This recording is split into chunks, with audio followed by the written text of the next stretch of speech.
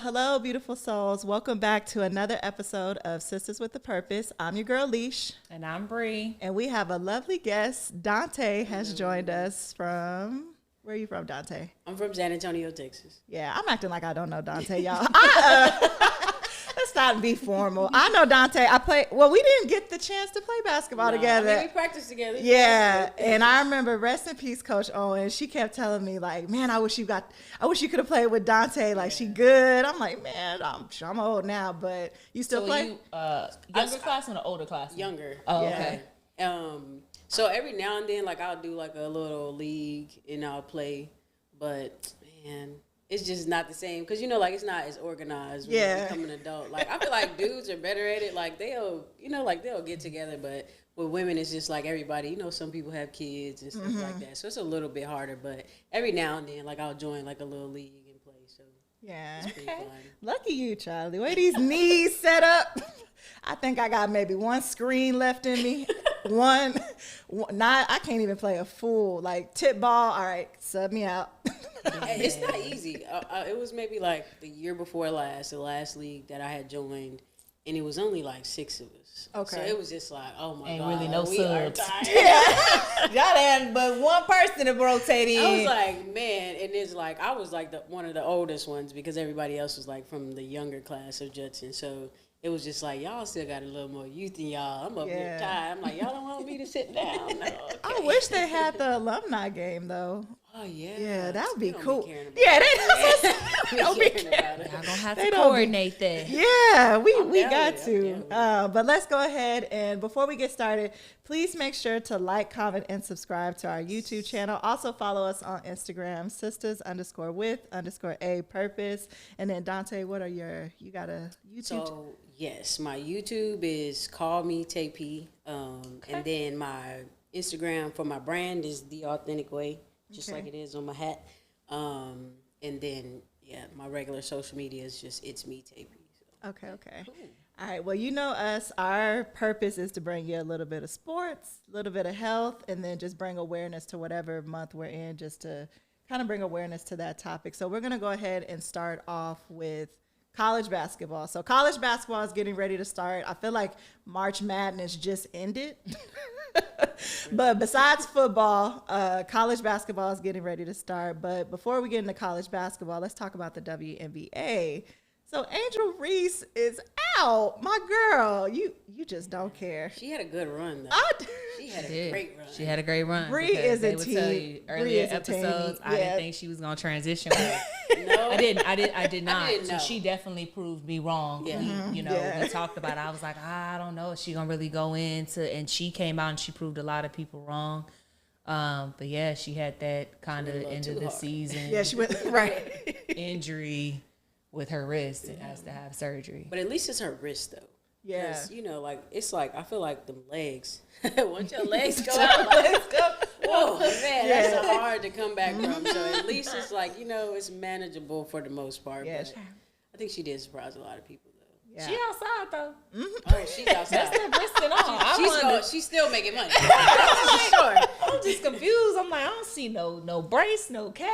I'm like, all right. Yeah. She doing it. I'm outside. I says, okay then. But yeah. Some brand. So she did her thing, and then I don't know I don't want to say little girl, but the person who hit this record of like 1,000 points. Asia Wilson. Okay, that was a big thing. Yeah, so Asia, big Asia. I loved watching her in the Olympics, like I said a couple of episodes ago.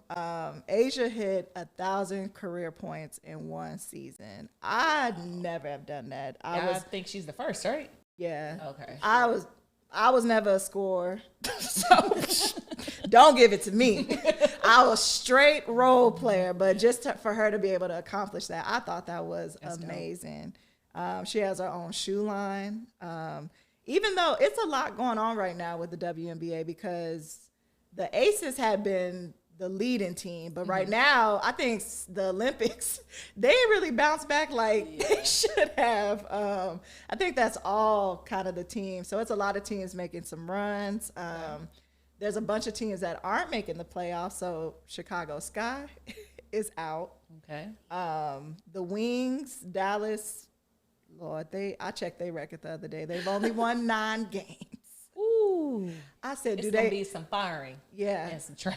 But that's the thing, Bree. They just they had just got a new coach. And the coach they had before, she was they had a winning season with her.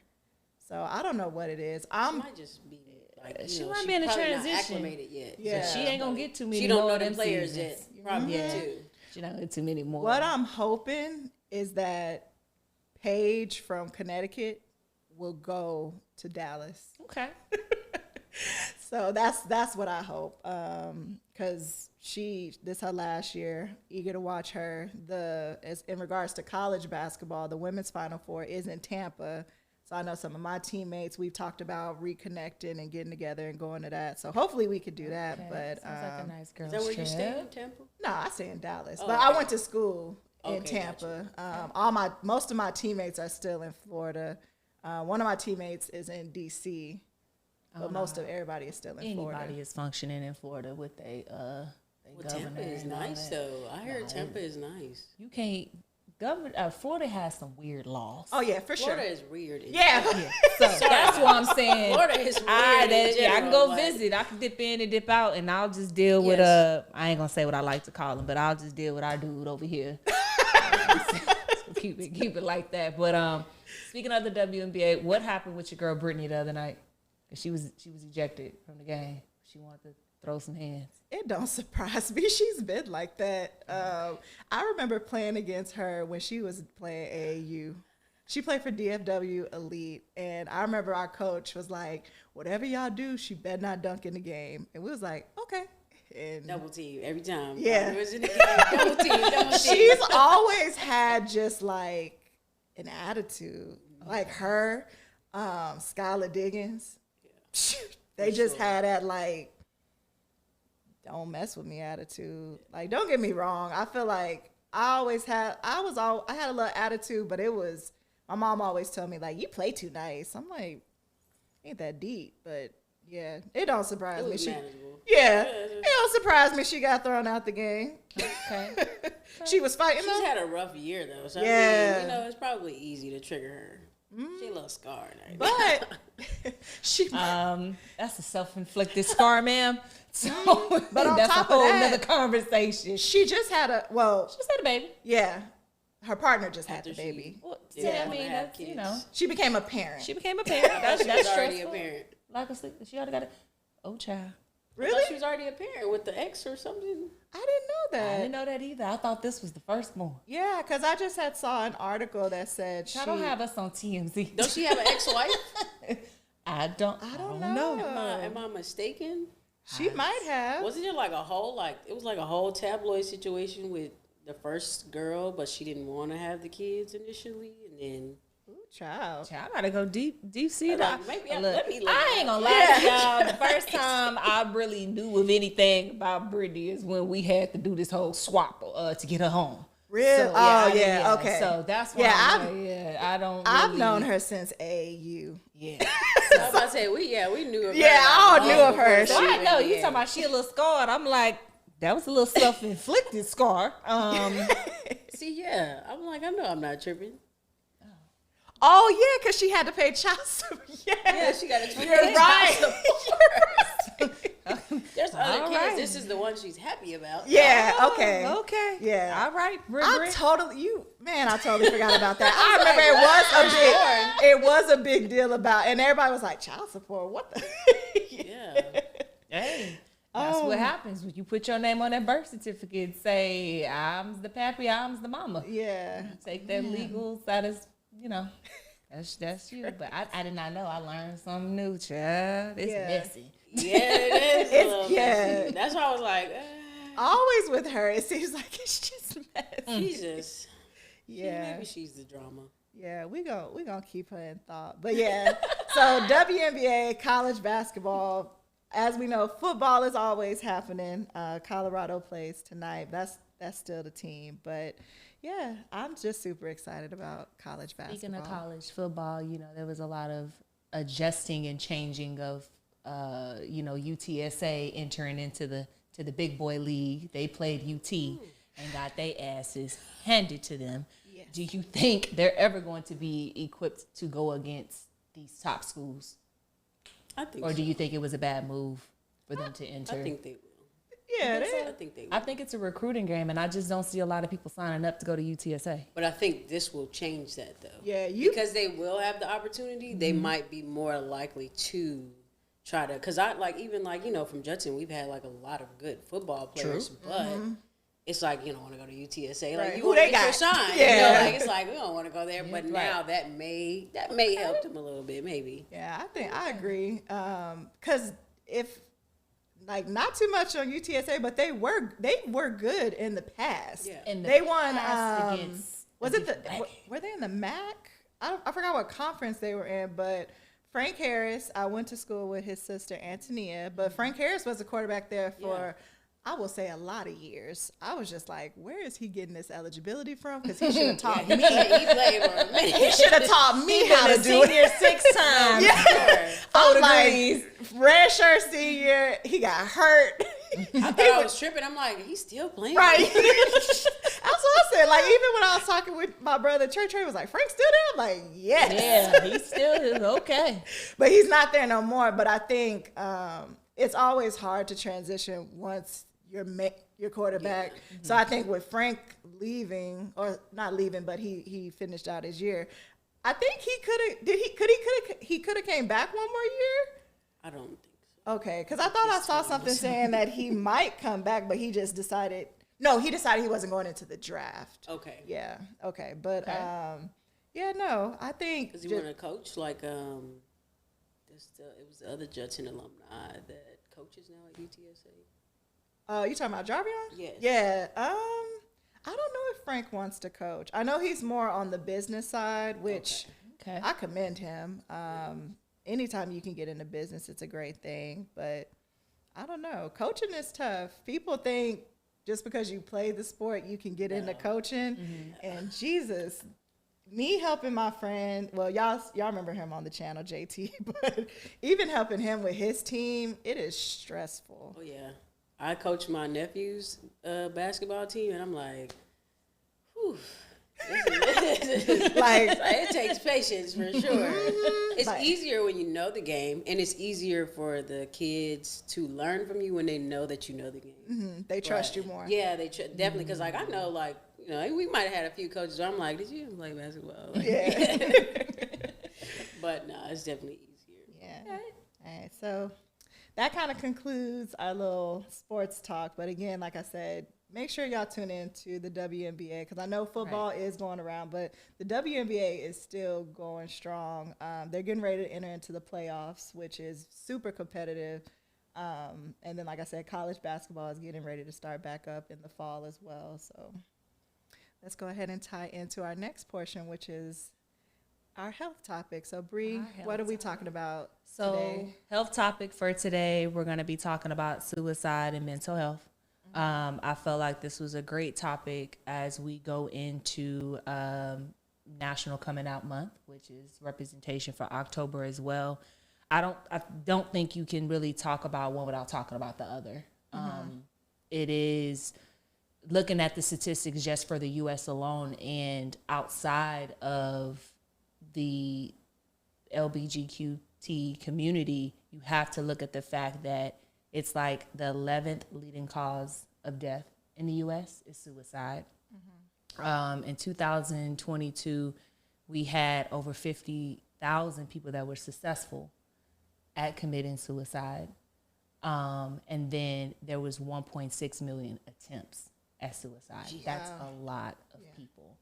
And then you have to look at the statistics of people who identify as bisexual, lesbian, transgender. That's hard. That's a very hard decision to make, to put yourself in the forefront, knowing that not everybody's acceptive of it, and knowing that somebody who's transgender is 10 times more likely to commit suicide based off acceptance and being bullied. I think it's very critical for us to know the signs and symptoms of that, who to go to, how to report it, whether you call the suicide line, and we'll put the link in there for that as well, especially for Texas. But you really have to talk about it. And, you know, we look at depression. Some of the early signs of suicide is people start to become more withdrawn. They are less likely to kind of communicate their feelings. There's a lot of isolation and stuff there. They may have these highs and lows with their emotions. One of your biggest signs is when people start to give like their values and stuff away. There's like these subliminal messages. We live in a social media world. Those are really, really early signs that we have to be imperative to look for. Yeah. Within the community. I'm a person that suffers from depression. It's tied into my PTSD with the military. I've been there. A lot of people don't know, in 2023, January, I was at my lowest. I was done. And I, for the first time in my life, hit a point where suicide was an option. And to have to tell your husband that, to realize your kids, you know, that you used to be like, I got to be here for them, didn't matter. It's a lot. And overall, what I'm trying to say is it can hit anybody at any given time in your life, no matter how successful you are, no matter what you have going on with kids, without kids. Mental health, I think we are coming around the curve now since COVID, of addressing it. Jobs are doing like mental health days where you could take time off. Jobs are offering a lot more counseling and stuff like that. So I think we're reaching this curve, especially amongst the African American community. We don't talk about it a lot. No. It's deja vu. What do you mean you're sad, depressed? Like, go pray about it. Go pray about it. Get out there and do what you need to. Go outside, do what you need to do. Get out of my face. But that was, you have to, if we want to take it there, those go all the way back to the slave days. There was no time of crying and being down. We didn't have time. Bro. We didn't have time. Right. We didn't have nobody to talk to. We was talking to one another, and we both like, you depressed, I'm depressed. We're in this situation. And furthermore, you have to understand, we were mentally trained during the slave times that the person that perceived to be the strongest, the most bold, they judged us by our figure, the more masculine that we came off, we got treated different. Yeah. Okay. You were the slave that they might have chose to do different kinds of jobs. And I think that also correlates to, you know, a lot of what we see now, where we kind of pin each other against each other because we've been taught to always be against each other. Trauma is in your DNA. It's trauma. It's in its routine. Yeah. So I highly encourage people to always monitor and do a self-check of where you are. Have somebody to talk to. I think everybody should do counseling. Through the good times, through the bad times. You need somebody to vent to. You need somebody that is neutralized to de-stress to. And then I just encourage people to know their self-worth and know that it's okay. You know, life is going to have some hard days and stuff like that. So if you are having thoughts of suicide, you can always follow up immediately. You can call 911. You can go to the nearest emergency room, or you can always call the hotline and somebody will assist you and talk to you until help can get there. Yeah. Do you want to add anything to that? Yeah, so I experienced something similar, but it was in college. I was on my own. I was in Florida. Didn't really know what I was experiencing, but did have the thought of, I didn't want to be here no more because I didn't want to experience this. And if it wasn't for my roommates at the time that kind of just saw like, oh, she's just going to practice, coming home, staying in her room, like just, why are you not coming out? We usually see you, but it was just very isolated. And if it wasn't for my roommates, not even my teammates, because my teammates, you can put on a smile. Like you're in practice, you put on a smile. We see you later, we'll see you tomorrow. That was fine. But when I got home, it was more of just the isolation piece. So yeah, I think just like you said, talking to someone, letting them know, and then it can be a stranger. That's why I'm very advocate of the players that I coach, and even the girls that feel comfortable enough to just tell me everything. Like they don't even tell their parents some of the stuff I know, unless it's gonna cause them harm, I'll share it with their parents. But no, in confidence, they've shared with me some stuff that they're going through right now, even in high school, and it blows my. I'm like, oh my. Like in my mind, I'm like, oh my gosh. Like, in high school. Yeah. High school can be much more traumatic than people realize. Yeah. Mm-hmm. And kids, I think, are self-identifying a lot earlier, especially like in middle school, and that's tough. Yeah. They're learning their personalities in middle school and kind of being more receptive, and a lot of these kids are not educated on how to tackle these conversations. They're that just part. Not, because Education everybody's piece. viewpoint at home is different. Yeah. So, and I'm guilty of that. I will say from an education piece, I was not aware of that in our household. And it's not a fault to my mom or dad, but all I knew when I played basketball was, oh, she dresses different from me. That's just, she's comfortable. I'm not, I never looked at it as like a bad thing. I'm just like, oh, they're comfortable wearing that. I'm comfortable wearing what I wear. It wasn't until, honestly, my senior year in high school, and then and it just seemed like, I was like, oh. And then when I got to college, especially going to college in Florida, and again, nothing to Florida, but like you said, it's different. I had a couple of teammates that were from a little bit of everywhere, and I was just like, oh, like this is how you identify as. I'm like, oh, okay. Like, oh. So they were able to, inform me on a lot of education about it. But again, was I aware? No, it was more of just, that's how you dress. You're comfortable. That's how you want to date. If that's what you're comfortable with, it was never just like an issue or an awareness for me. I was just like, if that's how they feel, that's how they feel. So Dante, how did you want to add to that? Because you're right. It wasn't until once our class start rolling in, it's like, okay, now I see. And I'm class of 09. You're 12. Okay, so three. Yeah, it was 3. Yeah, it was that. Yeah. So with that being said, obviously we're talking about, like we said, National Coming Out Month. I guess you can tell us, like, how do you identify, and a little bit of background about you and your journey. So I'm not gonna lie to you, I don't really like the labeling thing. As far as like, sexuality, lesbian for sure, but as far as the rest of it, I'm like, I'm me, like, right. I'm gonna dress how I want to dress and just leave it there. But honestly, like, I'm very fortunate in the aspect of like, I didn't really have to have like this big like coming out moment, or just, like, because I grew up with 3 older brothers, so it was kind of like okay, you could just be a tomboy, you have nothing but brothers, right? And then it was just like, or you could be, but maybe not. It was just like okay, if you are, you are, and if you're not. So I also had, like, my brother, his uncle is a gay man, so I knew him all my life, so we kind of had a little more experience with it as far as the people before us. Like, they kind of, So my parents weren't really like, like, they didn't really have that, like, not knowing what it was. Now, of course, unfortunately, it's a little different because, especially with dads, like, they don't really care if their daughter is gay. Like, sometimes, now, yes, like, of course, if you have, like, a heavily maybe religious person, or like somebody that's just extremely traditional, they may have an issue with it. But for the most part, like, my dad was more just like, okay.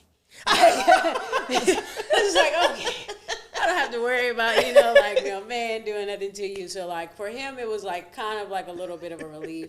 For my mom, me and mom, like, were really close per se, so I don't think she cared either way. The only thing that was a little bit hard with my mom was, like, how it came out. And she was just like, I'd rather have, like, had a conversation with you and, like, actually had that coming out moment.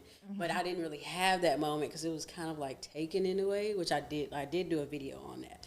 But it was just, like, a situation where it was just like, okay, well, something happened. Now everybody knows. So what's going on? Like, are you gay? Like, where you just, you know, trying it out, like what's going on. I'm just like, honestly, at first I was like, I don't know, I'm just living. Like, yeah, I'm in high school. I'm like, I'm trying to figure it out. Yeah. So it was like I kind of had to navigate it, and then like you said, like for us, it was like, especially my class, it was already like, you know, there were people that already were identifying and you know, dating and living how they wanted to live. So for me, it was like, you know, there were people around me that were already into it and like already comfortable in their skin. So I think only thing I could say I probably struggled with was just really not knowing. It's just like, okay, like, I do think that girl's a little cute. Like, it's just like, but I don't know if it's like more than that. Like, I don't know if it's just like, okay, you're physically attractive and just leave it at that. So it took for me to, like, I didn't really date in high school, like, at all. So it really took for me to, you know, date a boy. And I'm like, it's okay. You know, you're all right. And then I date a woman. And I'm like, no, I love you. Like, it's like, so it's like emotionally is what, like, for me, it's emotional. So if I, like I said, like I did date a guy or two, and it was just like the emotional aspect was just like, you know, like I don't really care. Like if you do something, it doesn't really matter to me. And then like with women, it was just like, no, like I really want to be with you, like, or you know, like I actually care. So that's how I figured it out, was like in a relationship aspect, because I'm like, okay, when it comes to boys, like I don't really care. Like, you know, I don't have that emotional bond.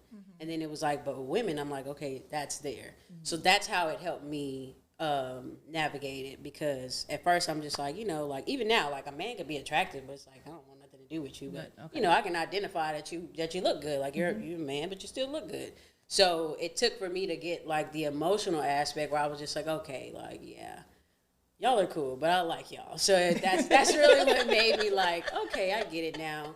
But I never really had the moment of, I guess, having to come out. Now, of course, you do have, especially like if you're mass presenting, it can be a little difficult because you have people that'll automatically treat you away.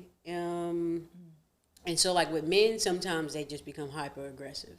And it's just like, I'm not, you know, like, I don't want to be a man. You know, like I'm cool. Like you don't have to, it's like they kind of want to like box you in to make you feel like, okay, you're a woman. And it's just like, I know I'm a woman. Like I don't need you to like, you know, put me in my place or nothing like that. So sometimes like with men, it could be like that. And then with women, it's like twofold. Like you have some women where it's like, I don't like women, so don't try to like, and it's like, just I'm not worried about you. you like, yeah, like I'm you're not worried even about my type. you. Yeah. And then you have women where it's like, they assume that you're gonna like every woman, and like they're just super like, I don't know what the best word is for it, but just they're like, they kind of like step over their boundaries a little bit, and it's just like, like, you know, I don't really want you like all on me like that. Yeah. It's like, you know, like, can you back up a little bit? So it could be a little twofold. So I know like in high school, I remember this one girl, and it was my cousin's friend, and this is like before I even like came out the closet or anything like that. But she was just like overly just like on me, just in my space. And I'm like, can you like relax? Can you like move? Like just chill. And so that like moments like that will kind of make it hard for you, because you're just like, well, I don't like that, you know, and if that's what it is, I don't want that. So there are moments where it's like I could feel like, do I really want that for myself? Like, you know, do I want people to feel like they have to behave that way because of how I present myself? So would you think, I guess my question is, do you think it's a generation thing? Because me and Aisha just left. It's all right. Look, me and Alicia had this conversation. Do you think it's like a generation thing where I have a lot of older friends and I hang with older people. They're married in their 40s and they're gay. Okay? There's really no coming out for them. Yeah. Like they don't really feel the need to celebrate Pride Month. They're not doing That's me. the stereotypical. Do you think it's more of like the younger generation that feels like it has to be advertised that they are gay, instead of it just being like, girl, live your truth? Like if you hang around us enough, we know. If you're my friend, I know you don't have to feel like you have to verbally tell me. Yeah, Like, you gotta this tell is what the I world. do. Yeah. So do you feel like there's a curve in generation, or there's just maybe this day and time with social media and feeling like we gotta tell all our business kind of situation? I think it's both, because I think that social media in general, like I was saying, like, you know, I can like disappear for a little bit because it's just too much sometimes. It's like, I don't need to know what your mama was doing when you was 15 years old that you just now process, like, you know, and it's okay, you know, if that's how a person feels that they want to, you know, deal with something, by all means, you know, everybody's entitled to that. But I feel like as a person that will take on those kind of things, social media can be a little much. But I do think that in this age that we're in, that's what people feel like they have to do. Or it's like, you know, because when you are going through life and you don't know how to process, you might try to pick up how other people process. So, oh, okay, you're on social media and this is how you like get your thoughts out. So maybe I need to do that. And it may not work for everybody, and they hopefully discover it when they do. But I think it's just like a popularity thing, and even like with celebrities. And it's funny because I feel like COVID is a little bit to blame because we didn't have nothing else to do but to be in each other's business. Yes. So it's like, you know, now we know celebrities, like, genuinely before COVID, I wouldn't be able to tell you like what a celebrity had going on at home or anything like that. Now it's just like, oh, so-and-so was caught walking out of somebody's yard or whatever. And it's just like, where's the privacy? Like, you know, and so I think that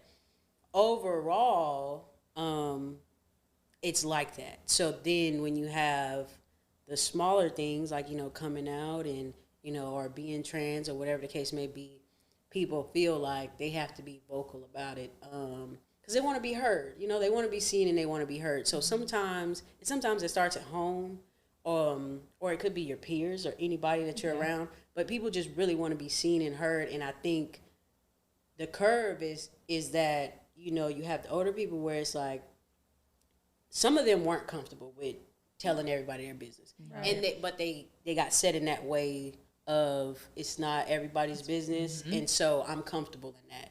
And then you have like, you know, maybe the midpoint where like maybe like our generation is just like, yeah, we'll say it and that's it. Like we don't need to, you know, rally up and make a show out of it. But it's just like I feel like we are kind of like a good midpoint because it's like we're going to stand on it and that's it. Like, you know, we don't have to be loud about it or do anything extra. It's just like that's what it is and we just kind of leave it there. But I think with the younger generation is kind of like a polar opposite where it's like now we feel like we have to tell everybody, we have to let everybody know because without that, nobody will be seen, nobody will be heard. Yeah. So I think it's just more of like a wanted to be seen and wanted to be heard and feeling like because of social media, like everybody kind of competes for that attention. Yeah, I feel like one of the biggest headlines that I can relate this to is the whole Dwayne Wade and his daughter situation. Yes. I felt like that was, you completely threw her to the wolves. Yeah. She was too young. That was a conversation to me that should have took place in your household and stayed there, and you should have protected her. Yeah. I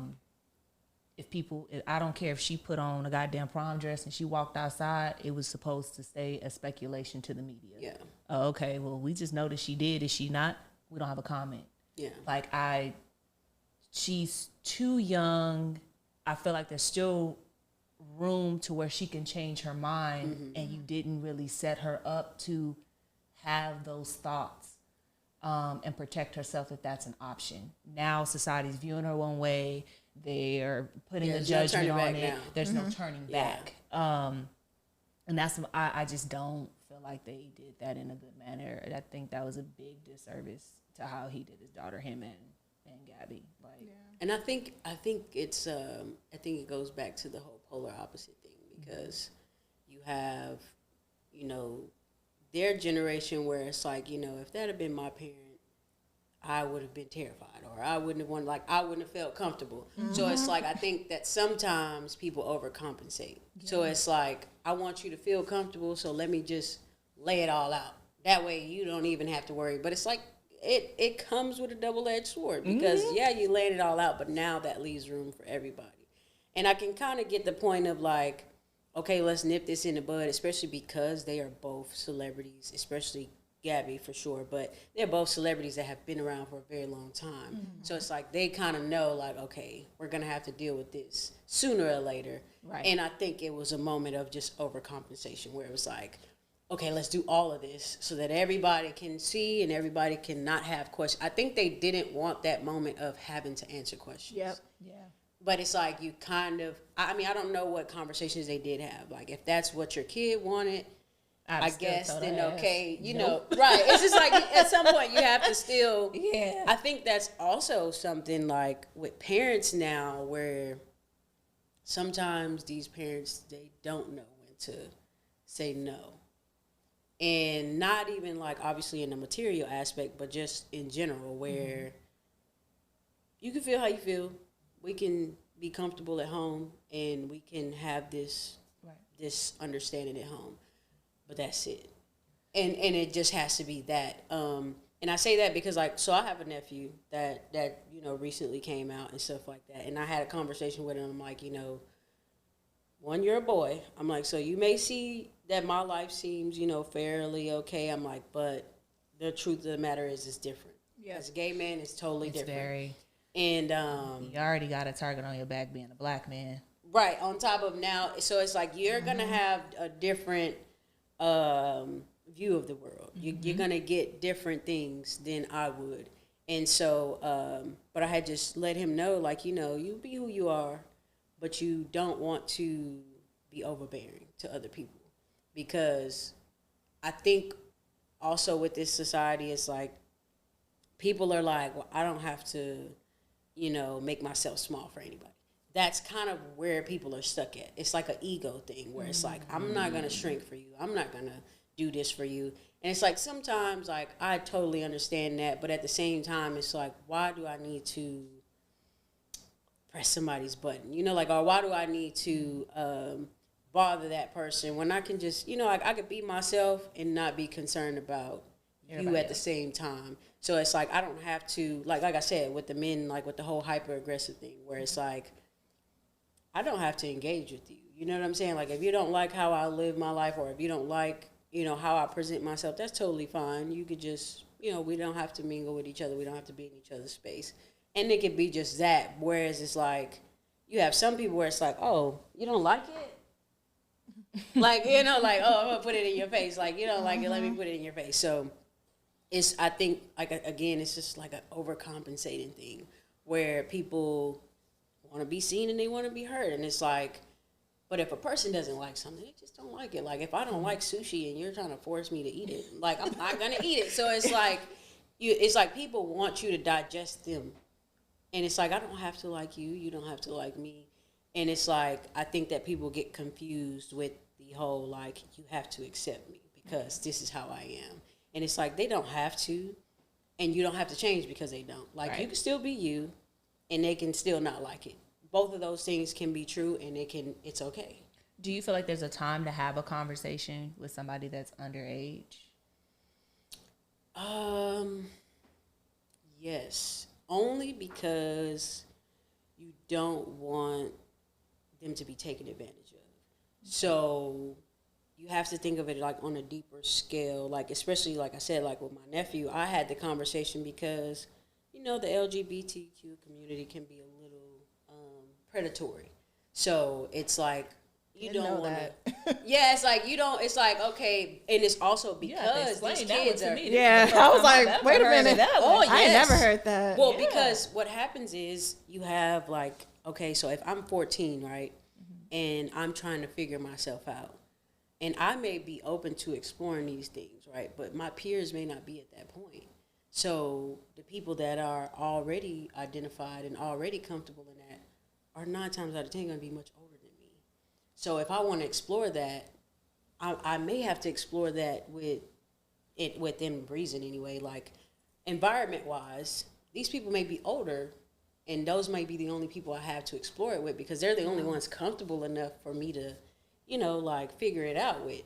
And what happens is like these older people, instead of just, okay, you can figure that out, but you might need to, you know, find somebody within your age, or yeah, like instead of that kind of conversation happening, they're willing to, like, just like with men, of course, you know, but it's just because it's not as available or accessible, it's much easier for that to happen. Wow. Whereas, you know, like with men, people, obviously it's apparent, and it's like, why do you like that 15-year-old? You're 19, you know.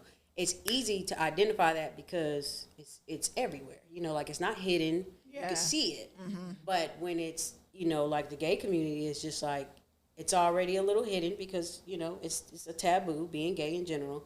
And then, like I said, you have people that are still trying to sort themselves out amongst your peers. So you don't want to, like, these are also your friends, right? So if I kind of have an attraction to my friend and I don't know what my friend, you know, is willing to try, it's like I'm going to be scared to step over that boundary, or I'm going to be a little hesitant because I don't want to lose that friend, or I don't want you to look at me a certain type of way, or I don't even want to tell you that I'm thinking that way yet because I don't know how you think. And then there might, I'm 14, there might be a 19-year-old that's already comfortable in their skin, and I'm like, oh, like, I like you. Like, you know, you, like, kids are impressionable. Like, you know, even when it comes to, like I said, the whole men and teenager thing, like, that girl might be like, oh, yes, I love that teacher. That teacher, you know, like, everybody has that teacher that the whole school likes and stuff like that. But it's like, it's up to that adult. Yeah, I think that's nowadays. Well, yeah, but that's what I meant. Like, you know, these kids is like, oh, yeah, like, yeah. So, but it's easy for a kid to be impressionable and think that they like that person. Like, oh, like, okay, like, that person's older, like, they're mature and blah, blah. So you have so many things because they're children that their mind is like, oh, yes, like, I like this or I want that. And they don't know what they want yet, obviously. But that older person, you know what's going on. But it's like, oh, okay, you want to try it? Like, because I think a lot of times also with that is people feel like because it's not forced, that it's okay. That's also something that people have a hard time with understanding. Like, just because you're not forcing a person to do it doesn't mean that it's right. And I've always questioned that too. You have somebody like Saucy Santana who just recently did an interview. Families don't talk about it. I think that families sweep it under the rug. Do you still know the person? Are they still like the family member? I'm past it. Like, I don't hold no grudges. It could be because I grew up in it. It could be because I was groomed or manipulated. So you kept doing it after the situation happened? Yeah, this was like 9 years from old, so like 9 to like 16. And his family, he was raped by a family member over the course of years. In that case, I feel like he didn't have a choice. In that case, he was pretty much forced to be a gay man. He's known no different. And what our brains will do with trauma sometimes is we'll flip it. Yeah, get comfortable in it. And get comfortable in it. So when you've been raped for multiple years, it's almost like, okay, this is how I'm supposed to identify. I think that's to me, although he's accepted it, to me that is a trauma. Right. Trauma gay.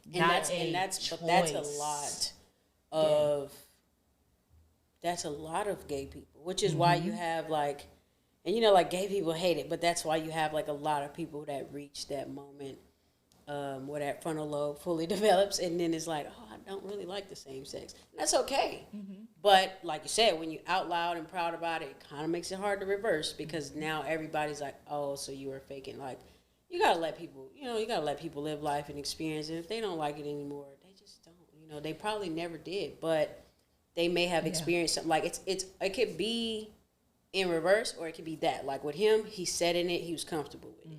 And you have sometimes like with women, right? They may have been raped by a man, and it's like, okay, I don't want nothing to do with a man. And so like you have so many levels of like what it could be, and then like, yes, like with me, I can say like I didn't experience no type of trauma like that. So that's also why it might have been a little easier for me to identify, because I'm like, well, I don't have no experience with this feeling. So I know that this is a genuine thing. But you do have a lot of that. And then even with, it also hurts, especially men, when they are gay, if something that happened like that, because like he said, they'll get to a point where they don't know if they like it or they don't, because it's like, well, it was forced on me, so I don't know that I like it or that I don't, which hinders that process of like coming out, because it's like, okay, outside of the trauma, I might have enjoyed this experience with this person, but I don't know if I even were really curious about it or if I just did it because of what happened. So it can get a little complicated, but even with him, right? Let's say, I think I did watch the video, and like he was more or less coerced into it, so he didn't really make that choice. But let's say he was, feminine from the start, or he was like gay from the start, right? And that uncle took advantage of that, picked up on it, and just took advantage of it. It still would be hard for him to process it because, for one, we're related. So that's a whole nother ball game in itself. That's a whole nother ball game in itself. But it's like, and he said he didn't even get to tell his story. Somebody else did. That's how the family found out. And then you still, and what do we do? So that's how that happened to me, as far as like the whole coming out thing was somebody else said something. And it was just like, here we go. Now I got to answer all these questions that I wasn't even ready to like talk about because somebody else has, exposed it. And sometimes, in truth, sometimes people do need that though, because if that person would have never said something, some people may not have ever said it. Or, like for him, like he had got to the point where he was comfortable in it. And he may not have ever said anything because, again, although they're related and although it was a very inappropriate situation, he developed a bond with that person where he may have felt a duty to never say that. And so sometimes it does take another person to be like, hey, this is what's happening. And a lot of times, which is like, even when I said it can be predatory, a lot of times it takes these outside people to be like, I don't think, like you can be gay, but you might want to rethink the situation you have with this specific person because that might not be a genuine thing. And I say that because like even now I see like a lot of, like studs or whatever, and they're marrying like 22-year-olds or 21-year-olds, and it's like her frontal lobe is not even fully developed yet. Like she might not even know what she wants to do. Like 24 to finish maturing. Yeah, it's like that girl's gonna hit 25 and feel like she's obligated to stay with you because you have molded her to be your wife, and she may not, she may not even know what her real identity is yet. But it's so easy because, in truth, everybody wants to be loved. You know what I'm saying? You want to feel safe. You want to feel nice. You want somebody to make you feel like you are their world.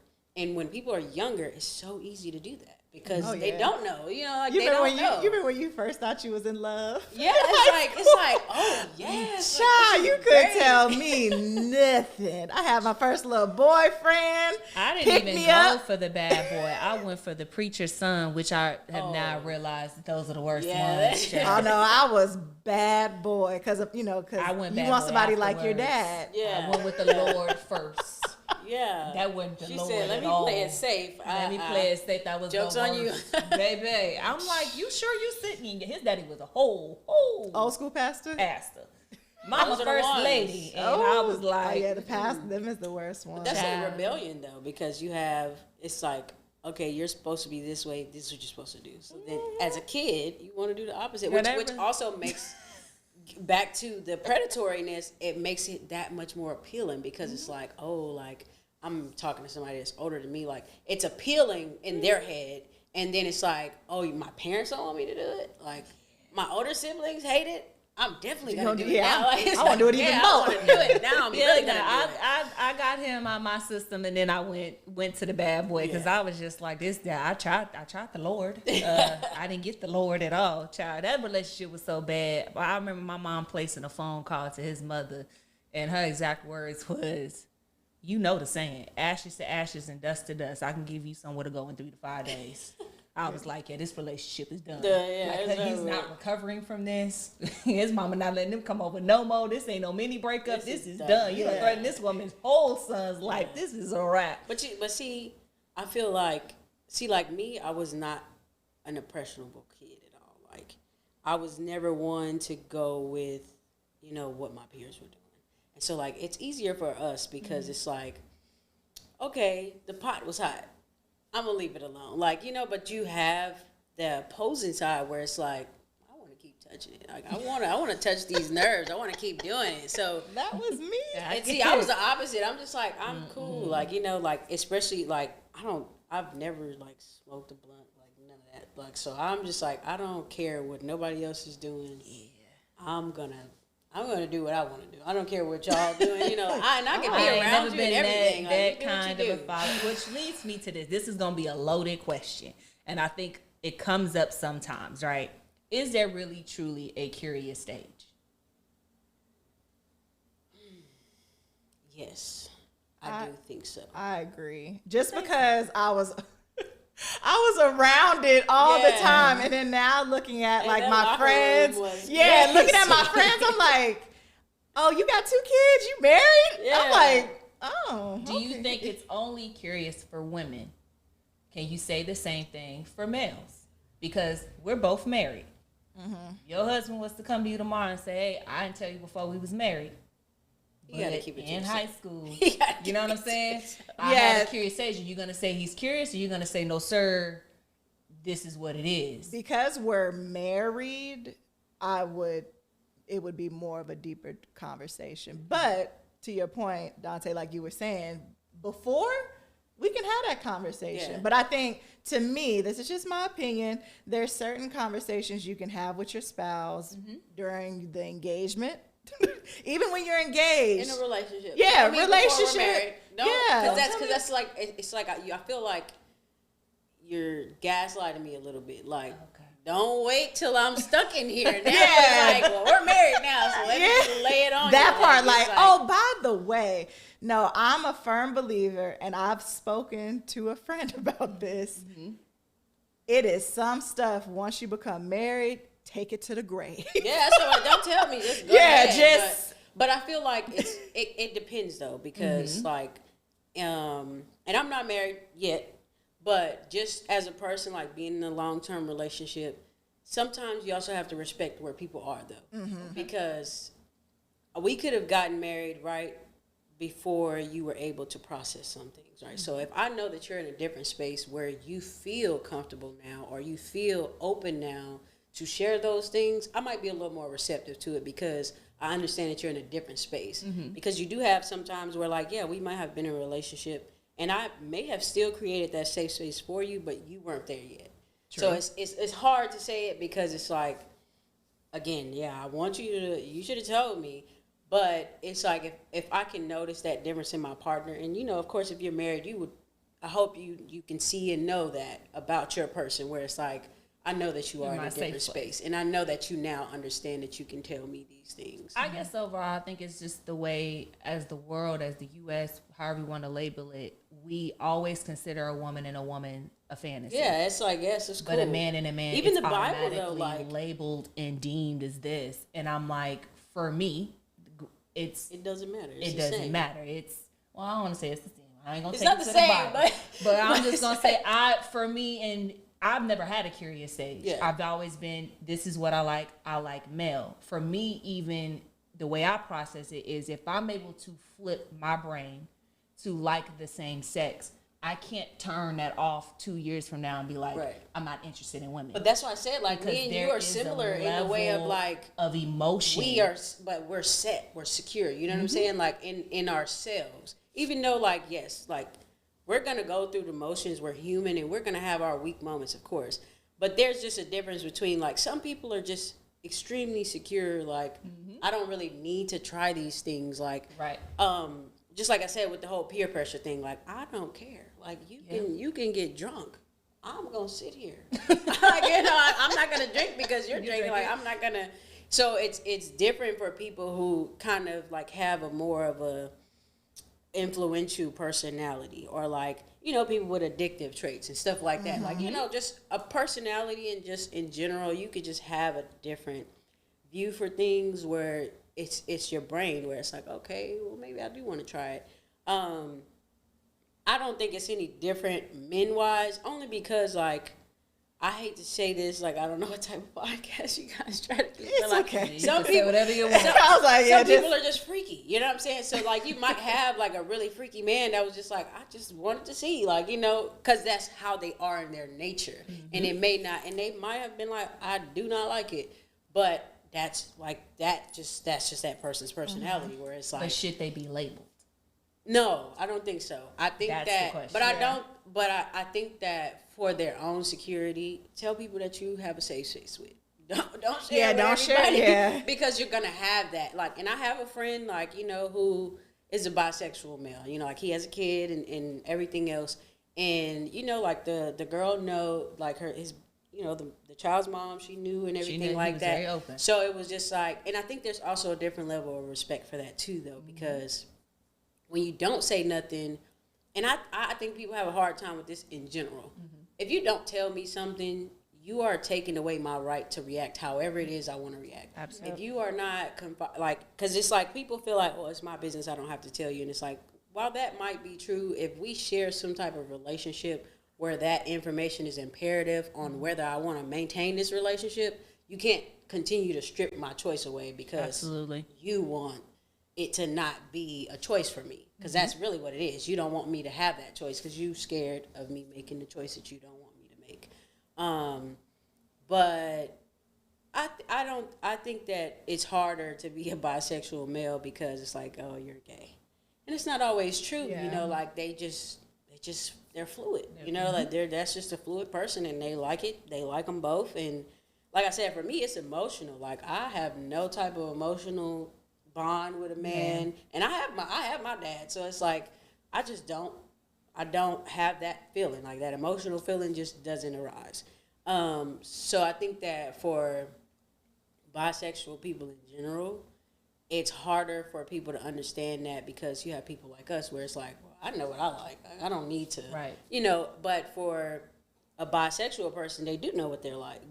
They like both. It's like, I know what I like them both. So it's they can still maintain a relationship with a man or a woman, and it's fine with them. I think what happens is people get stuck on this, well, you're with me and you're going to want the other thing because you're with me. And it's like, if they want you, they want you. That doesn't mean that. Absolutely. I think it's just like an automatic, because they know that the person likes both, that they feel like they can't provide them enough, because it's like, well, I don't have that. And you like that too. But it's like, in general, most people are not going to have everything you like. You know, like, true. You could be my person and you may not have green eyes, and green eyes are my favorite thing. You know, like, but that's okay. Like, that doesn't mean the minute somebody with green eyes comes around that I'm going to be like ready to go. So it's like, I think that people just take it too literal and too like in depth, because like the example I just gave, if we're two straight people and you have blonde hair and I like brunettes, but I'm in love with you and you're my person, just because a brunette comes around does not mean I'm going to leave you for that person. Exactly. So it's the same thing with, if I'm with a woman, and I like men too, if a man comes around, that doesn't mean, okay, I like that man, I'm about to leave you for that man now. So I think that people just get caught up in that, well, I don't have that other thing that you like. Yeah. But if people thought about it on a more basic level, nobody ever has everything else that you like. Like, I mean, on the rare occasion, maybe they do, but it's like, there's always going to be another person with that thing that they like. That doesn't mean they're going to leave you for it. So, and I think that just gets blown up all around when it comes to males. A male might have, he might have just had a freaky moment where he's like, let me see what it's like. And then he's like, nah, I don't like that. I didn't like how that made me feel. I'm cool. Yeah. So journey-wise, have you had to experience any negative consequences or negative aspects of being put in a box or discriminated against? And if so, can you tell us a time or times that have occurred? For sure. I think that for some reason, I really don't experience it a lot. I won't lie. Mm-hmm. But when I talk to other people, like, it's rare of that. I think maybe I'm just like a likable person or something, like maybe the energy thing. But there are a few times where, like, like I said, I think my issue is usually like just the overly aggressive men. I don't deal with it too often though, but on the rare occasion that I do, it's just like they feel maybe defensive or something. Or you might have like some men where like their girlfriend left them for for a stud or something. And it's like now they feel a way towards all of them. But for the most part, I feel like that part is like where, you know, you'll kind of get like a cold shoulder from somebody, and it's just like, you know, like I don't even have to deal with you. Like you don't have to be that way when I'm not interested in making you feel uncomfortable at all. It's like they immediately get defensive because they think that you want to make them uncomfortable. But I think the most thing I deal with is like just women like overstepping their boundaries. Okay. Where it's like you're making me uncomfortable, and if it was a man doing that to you, you would be you would be upset. So it's like I think I deal with that more than anything else. Where like women are, oh, well, I'm curious. Like, I'm not here to satisfy your curiosity. I don't care. Yeah, like, I'm not even looking at yeah, you. I am not interested whatsoever. The audacity. Yeah, like, yeah. But I just want to think take you for a ride because I'm curious. Yeah. That is the biggest negative consequence for me because I deal with that a lot where it's like, or like I can think somebody's my friend, like we're cool, and then it's like, they want to try something, and it's just like I don't want that out of every woman, you know. Like, and so I feel like that's the biggest consequence for me. Outside of that, I think because I'm not a person that carries myself like very loud, it's easier for people to digest. So that's why I think that I don't deal with maybe things that other people I know deal with, where it's like, you know, you may be somewhere and they will treat you different, or they will feel like they have to. Like I said, put you in your place a lot more because, you know, you're overly dominant or whatever the case may be. I see it happen, or like even sometimes like, you know, where studs like get into physical altercations with them because they feel like they have, like I said, they feel like they have to box them in. But like I said, I think I'm just a little more digestible for people, so I don't really deal with that. But it's more like the women thing for me, like where it's like, you making me uncomfortable. If this was reversed and this was a man doing it to you, you would be feeling like they're pressuring you. Like, so it's like, and like I've never dealt with it to that point. But like, like I've had women like, you know, wanting to kiss you and stuff. It's like, get back. You're doing too much. Like, so tying this in to mental health and, you know, us bringing awareness to suicide, have you experienced losing somebody based off the fact that they had a difficult time with their transition and process, and they felt like that was their only way? Not in that aspect. Like I did lose my brother to suicide, but it had nothing to do with his sexuality. I feel like I have maybe been around people who were dealing with mental health issues because of it. Yes. And a lot of times, unfortunately, it's because of family. If you don't have a family that accepts you, it makes it a lot harder because the only people in the world that you care about, if they love you or not, they don't. Yeah. You know, because when you have a kid, to me, that love should always be unconditional. And sometimes parents forget that. Because if your child is not doing what you want them to do, you tend to give them a conditional love. And that shouldn't be the case because that's your kid still, regardless. So I think that a lot of people that do deal with it, or the people that I have, like, you know, that have stated, like, I want to harm myself or I can't do this anymore. When it comes to their sexuality, it's, like I said, it's a family thing. Okay. Or this might be surprising.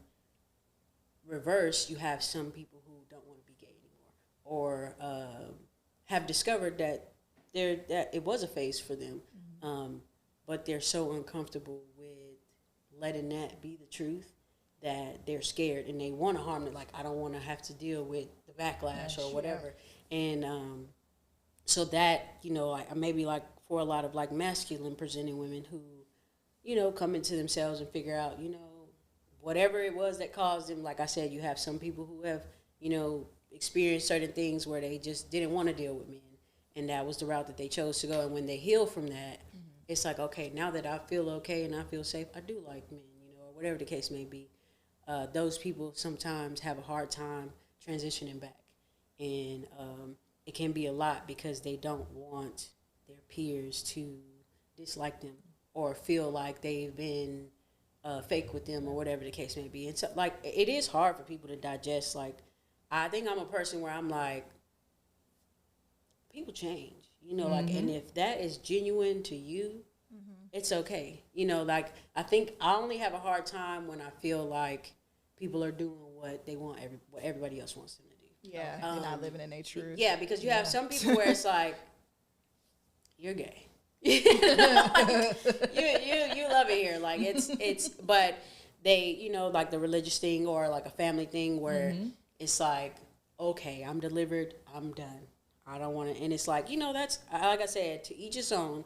That's the only time where I'm like, I don't have an issue with it. I just feel bad for them because it's like you can't, you still can't be yourself. You know, like you're reverting back to not being able to be yourself. That's the only time where I'm like, dang, like that sucks for you. But yeah, like you do have a lot of people, or some people that are extremely religious. They have a hard time because they feel like I'm not living right. By definition of how I was raised, I'm not living okay. Because somebody sowed that seed heavily, like, and they cannot overcome it. They cannot. I think that may be the biggest thing that I've noticed around people that I've actually been around is that they feel like they just can't do it. And if that's how they are, they may feel like I just don't need to be here. I need a reset because there's no way I can function by everything that they have told me is the right way to live. I cannot live how I feel like I want to because everything else is telling me that that's wrong. Yeah. That's where I see the most like turmoil mentally because they feel like they're not supposed to live like that. And it's just like, well, if I can't live how I know I naturally would, then why should I be here kind of thing. Yeah. So that I know sometimes that can be a little hard. I can't say for myself that I've ever like felt like I don't want to be here because of that reason. Because like to me, it was just like, whatever I do at home, like, you know, it shouldn't concern another person. Nobody. Right. And I personally believe, like, you know, I'm a firm believer in God through and through. And I think that it's more about, you know, treat people how you want to be treated. You know, like, you don't do anything wrong to people. Don't harm people. You know, I feel like it's just bigger fish to fry. You know, you got a rapist out here running around like, we gotta be focused on those things. Yes. You know, so like, do y'all have any tips for how do you check your mental health? How do you check your mental health? And what we should be bringing back to our audience as far as mental health, suicide, things that they can do, how y'all pretty much balance? So for me, I know I can feel it, and I will automatically tell my husband I need to make an appointment with my therapist because I'm lashing out on you. I'm mentally not there. I can just feel myself knowing that I'm not me.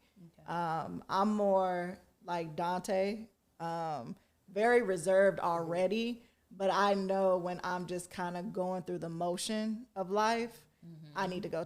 I need to make an appointment, and it's not like I love my parents to death. I love my husband. I love God. It's nothing like talking to a therapist and a complete stranger. Because as soon as I walk in, 2 minutes in, I'm in tears. I'm just like, yeah. Let it out. Yeah, just let it out. But that's because naturally I hold a lot of stuff in and I just deal with it. But when I hit that point and I feel it, I know I need to go ahead and make an appointment. And I would say it's hard. That's the hard part. So not making the appointment and talking to somebody, it's finding the correct therapist for you. Oh, for sure. Yes. You gotta find somebody that. And I think that's the hard. That's the challenging part. Because you can call, like if you have your insurance, or like you said, there's numbers you can dial. You can call people, but shopping, as I would say, for the right therapist is the most toughest part. I do have a good friend that I can talk to, no filter, and they've always been there, but sometimes that's not enough. Yeah. You don't want to burden your loved ones, though. Like sometimes they can create that safe space, but you don't want to, I don't want you to carry my emotions. Yeah. So it's like, it's hard for me to still lay that on you. I'm a firm believer in therapy as well. I have yet to like get my own, but I do think that it's a very useful tool. Like there are people in my life that I advocate to, like, you need to, it's time for you to go ahead and do that. As a person that, you know, people vent to a lot, because sometimes I'm like, you carrying everybody else. Yeah, I'm like, same. I'm like, hey, you need to take that to the chair. Take that to the chair right now. I'm not ready for that. But I guess for me, like, I take a lot up with God. I do want to get a therapist, though. I just haven't, like, I guess for me, I'm a person where, like, I have to figure things out first. So I try to get out of that because I'm like, I want to figure out why I want to go to therapy. And it's like, but you don't really need a reason. So I think for me, it's like just getting over that hurdle. But I just take a lot of things to God for sure, because I feel like, you know, there are times where things are going on and I'm just like, okay, what do I need to take from this situation? Like, what do I need to process? What lesson do I need to learn? You know, like, or what actions did I take, you know, to where I may need to avoid this in the future or whatever. Or just sometimes, like, you know, you just have, like, I'm an overthinker. So I had to like work very, very hard to get out of the habit of, like, something awkward could happen. And I might think about that for months. And I just, like, I could just be sitting there and I'm like, man, that was really, why did I do that? And it was just like one of those things where, like, I just had to, like, keep processing it over and over and over. And I think a big thing for me was, like, you know, when I did lose my brother to suicide, it was a point where, like, I had no choice but to face my emotions, because it's like, if I don't know, like, I'm gonna be a totally different person. You know, like, if I can't process this the right way, I'm gonna be, like, in a permanent spiral of some type of just emotions that I don't know how to deal with, because I've dealt with, like, a lot of grief. And before my brother had passed away, I just felt like I never really processed anything. It was just like, okay, it happened. I cried. Let's move on. And but, you know, when you lose people that close to you, it's a little bit harder, because it's not that easy. Yep. You don't just cry over it and keep it moving. And so that helped me realize, like, okay, you know, when you feel a way, it's okay to process it. You know, like, it's okay to linger on it a little bit. It's okay to, you know, talk to somebody about it. Or, because I wasn't my family will say, like, I used to be a mute or something. Like, even maybe in the locker room, she probably barely heard me talk. Like, I'll just be there, like, just thinking. That was really what it is. All the world. I'll be like, okay. Yeah, just like, you know, just like, just sit there, like, all right. But it's funny because, like, when Coach Owens had left, like, one of the coaches that came, like, she's like, you know, like, you're not really enthusiastic. And I'm like, it's not that. I'm just chilling, you know, like, but yeah, like, I just had to learn that sometimes you have to talk. Like, sometimes you have to just let it out. Because if you don't, then you have moments where you, like, explode on people. Yep. And now you feel bad about that. So now you got something else to feel bad about. So I just advise people, like, you know, if something is wrong, talk about it. Even if that person doesn't give you the reaction that you want, that's okay. Talk about it. You know, like, because I feel like a lot of times people are scared to talk about things because they don't want what the other person is going to give back to them. And it's like, that doesn't matter. That's on them. You know, like, you speak your piece. I feel like that's important. And know when to speak your piece. Some people are, it's like, it's not worth it. You know, like, or it's like, it's not important enough. Like, if a stranger makes me upset, you're right. I don't need to talk to you about it. I don't know. I might not ever see you. I ain't gonna never see them again. Never see you again. But I think my take would be, like, talk about it. Okay. You know, whatever it is, talk about it, because you holding it in is not going to help. Not healthy. It's not going to help you. True. I'm like year-round counseling. I don't really believe in too much taking breaks. I think that is my saving grace. And then, like y'all touched on, having a safe place. My husband is my safe place. My mom, I can pretty much talk to her about everything. But I think, going back to what you said, a burden, to me, I think the biggest thing the way I look at it is, I don't want my parents and my husband to feel like they failed. Ooh. So that's why I feel like a safe place is a counselor, because their automatic mode is going to be to fix it. What did we do wrong that our child feels this way? Yeah. What did I do wrong that my wife feels this way? So I think an outside person that's neutral, knows no ins and outs, can really that's trained to analyze those situations is best. Yeah. And that's like, as a person, like, being that person's like safe space. That is true, because there are times where like somebody could tell me something, I'm like, man, like what did I do to make you feel like, to make you feel that low, like, and not so much what did I do, but what am I not doing to lift you up? So that is true, that you can have like, it can have that effect, even though, people want to be strong for you, it can still have that effect, even if they don't say it, or even if they don't, wear it on themselves. It's hard, because you want your loved ones to feel good. You want to do everything, well, a good person. You want to do everything to make people feel good. So when they don't, it's like, dang, like, what can I do, or what did I not do? So that is very true, as far as, the counselor you don't really have to deal with that. Oh yeah, no, because I'm guilty of that. Like with my husband, that's why I keep advocating for him. Like, don't talk to just me. Like, you can talk to your male friends. Don't even talk to your parents, because even I love my in-laws, but they're older, totally different generation. And like you said, your parents, they want to fix it. Yeah. I'm a fixer myself. Yeah, so spouses, partners, we want to fix it. Yeah. But sometimes it can be fixed, but it can't get fixed in that moment. Sometimes it doesn't require a fix, too. Sometimes you just got to let that person just gotta let that shit feel out. it, Yeah. Yeah, and I would tell you, depression looks different for different people. Going back to when I said like January 2023, I was done. I was checked out. But that was my busiest season. Yeah. That was when I was attending the most events. That's when I was showing up for the most people. So from the outside looking in, people were like, you was at an event every week. And my husband was like, but you outside every weekend. Like, you're attending something, friends are having something, you're planning for this, you're planning for that. And that's when I was at my lowest. I was just a shell. And for me, being outside was like, I'm surrounding myself by safe space. Okay, let's just keep going. Sometimes people's depression shows up that way. And you're like, 2 weeks later, they committed suicide. How? We were just all having drinks and stuff. You have to be able to see that is sometimes a wall and a protection of people. Depression we see it all the time. Like with celebrities, like, wait a minute, they a multi-millionaire and they was outside and it doesn't fix it. And see, for me, that way. I would say, like February of 2023 was very, very hard for me. I think that I thought that I was processing. And I'm like, okay, I'm doing what I'm supposed to do. But I didn't. I think there was just something there was just like a wall that I hit. And it was just like a night for me where everything just kind of like, I just kind of like spazzed out. And I'm like, okay, something is wrong. And for me, like, because I'm a reserved person, like, me being quiet and chill, like, it doesn't move people in the slightest.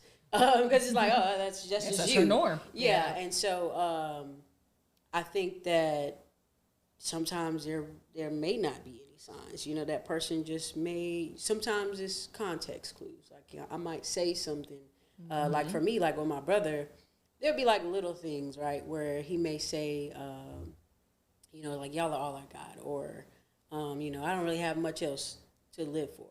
Some people may see that as like, oh, like you love them that much. But no, there's more to that, because you should feel like you have other things to live for. So there's just like, there may be like small things where if a person is kind of like belittling themselves in any way, and it may be just those little things, but they may become frequent. Yeah. And if you don't pick up on those little things, you wouldn't even know. Yeah. So. Yeah. All right. Well, I'll let you tie it up. Yeah. No, this was a great conversation. Again, thank you, Dante, for coming out. Thank you for having me. Also, I know Shay's gonna watch. Thank you, Shay, for even bringing Dante. Because I was like, man, I remember we were at Trey's. We was coming back from Trey's game, and I was like, man, me and Bree gonna do the episode. We need something to talk about. Yeah. And Shay was like, ask Dante. I was like, okay. But no, thank you for coming on to the show, and thank you for just bringing awareness to the topic. I learned something new. Hopefully, our audience was able to learn something, our viewers. But again, as we close our episode, I do just want to remind you all to please like, comment, subscribe, and share our YouTube channel. We are trying to grow subscribers, viewership. And again, we're just so appreciative of all the support we have. We're still debating if we're going to do a little giveaway, because we're coming up to our final episode. But again, that's our YouTube channel. Dante, did you want to share your handles again? Yes, my YouTube is Call Me Tapey, and then my clothing brand Instagram is The Authentic Way, and authentic is spelled with a K instead of a C. Yeah, so I'll make sure to tag and mention all that. But Bring us no merch. I didn't. I'm a little low right now, and I was like, I don't even know their sizes. Yeah. I was like, and I was like, if I only have one person's size, I don't want to bring one person's size. it's okay. Right. No, I seen it. I was like, but I don't know.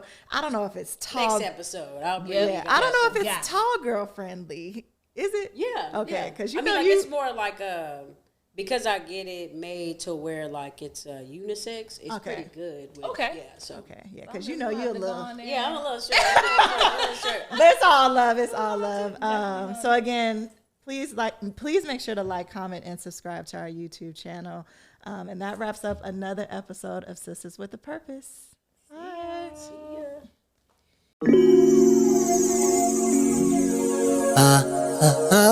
ya.